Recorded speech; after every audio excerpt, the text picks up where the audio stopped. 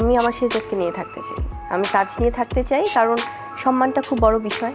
যেখানে আসলে যে কাজটাই করি আপু, সেটা যেটা বলছিলেন না মাহফুজ ভাই, যে সবসময় তো দেখে শুটিংয়ে আমি শেহজাদের সাথে কথা বলছি, ভিডিও কলে কথা বলছি, ওই আমার পৃথিবী, ওর সাথে আমার সব কানেকশন। এবং আমার তো চলচ্চিত্র পরিবারটা আমার একটা দায়বদ্ধতার জায়গা। তারা আমাকে এত দিয়েছে, এত ভালোবাসা দিয়েছে, আমার অডিয়েন্সের কাছে এতভাবে পৌঁছে দিয়েছে।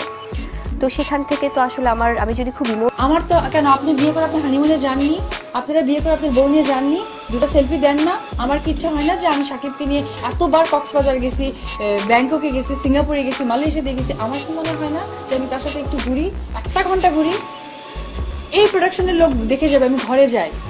আমার বেবি আমি 5 মাস এখানে করে ভিসার জন্য আমাকে এই দেশে ওই দেশে ফ্লাই করতে হয়েছে, প্লেন যতটা উপরে উঠছে আমার ততটা নিঃশ্বাস বন্ধ হয়ে আসছে। আমার কি ইচ্ছা হয়নি যে আমি স্বাভাবিকভাবে সবার সামনে যাই? দ্যাট ইজ দ্য পয়েন্ট, যে রিজনটা আপনি আমাকে দাঁড় করালেন। এভাবে আর কতদিন? আমার তো সন্তান, আপনাদেরও তো সবার সন্তান আছে, আমার সন্তান কিসের জন্য এত আড়ালে থাকবে? রাত 8টার দিকে কেন আমি তাকে